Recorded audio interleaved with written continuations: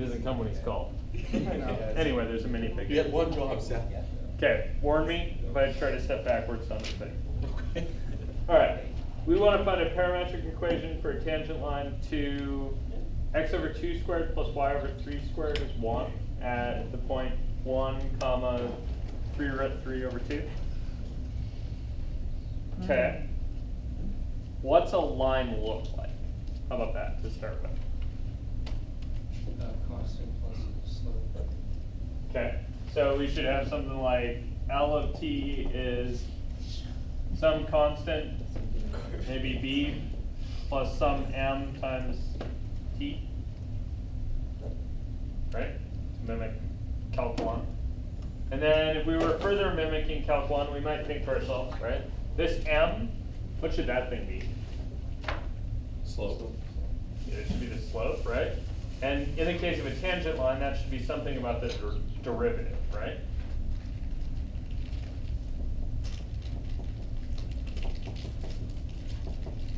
How about b? What's b going to be? The initial It point. should be a point where the line starts, right? I'm going to think about that as this guy, yeah? Right, because I want my tangent line to be at 1 comma 3 root 3 over 2, right? So I'm going to just start time there. Okay, so that should tell me my L of t at least ought to start with 1 comma 3 root 3 over 2. And then I should have some blank that I need to fill in here, t. All right. I need to find a thing to take the derivative of, right?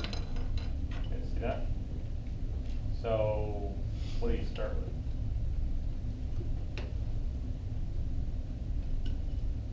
This was the problem, wasn't it?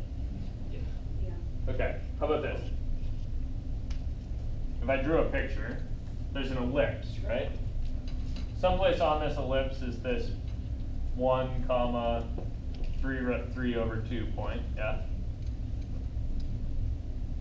I want to know about this tangent line slope, right? So what if I thought about the ellipse as a path and took its derivative? Right. Henry believes that to be true. Yeah, that's the thing you should do. All right, so how do we parameterize an ellipse? Like that ellipse, maybe. Sine theta and cosine theta. Okay, I'd like to do x is cosine theta and y is sine theta, right? Like pretending it's a circle. But is an ellipse a circle? No, would be 2 and 3, or? Yeah, I need to compensate, right? So what's the x radius of 1/4. this ellipse? 2. 2. Oh, it's squared. Yeah. So I need 2 cosine theta and y needs to be 3 cosine theta. And then I could plug these in and check if they work, right? Like, is it true that 2 cosine theta over 2 squared plus 3 sine theta over 3 squared is 1? Yeah, that's the Pythagorean identity, right? Okay, so I found out y and x. Now what? Partials. Yeah, really I'm thinking about this as like ellipse of theta, right? It's 2 cosine theta, comma 3 sine theta. And so its derivative, right, is going to be given by what? -2 sine theta. 3 cosine theta. Perfect.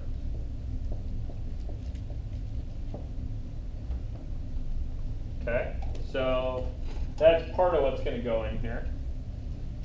But this should be like a number, right? The slope should be a constant vector. It shouldn't depend on theta, right? So how do I get from e prime of theta to a number? Evaluate at.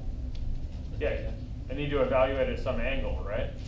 Okay, so when does E of theta hit my 0.1 comma 3 root 3 over 2? Use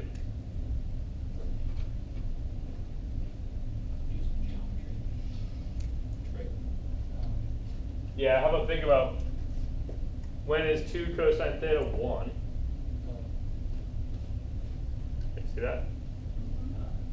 Right, I just took the x coordinate of this thing and said, hey, when do I get there on my parameterization? Pi over 3. I get there at cosine inverse of, oops, 1/2 gives you pi over 3. So then I take that pi over 3 information and do what with it? Plug in this theta. Perfect. Plug it in there. And so in my blank for the slope, I'll get, this one should be -2 sine of Pi over 3. pi over 3. And the other one should be 3 cosine of pi over 3.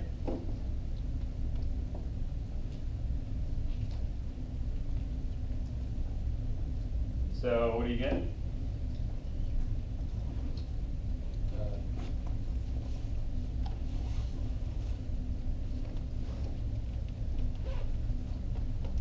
Reading plastic now. 3. Negative 2 times root 3 over 2. Okay. -2 root 3 over 2. And the other one should be, 3 halves. better be 3/2, right? Because I just figured out what cosine inverse of 1/2 was. And now I'm applying cosine to cosine inverse of 1/2. Why can't this be just negative square root of 3? Because I got this too. Choose cancel is what he's saying. Oh, why can't you cancel? Yeah, of course you can cancel. Go for it. Sorry.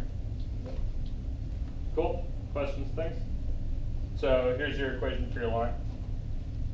You want to collapse a little bit or simplify a little bit? Go for it. Is the final test going to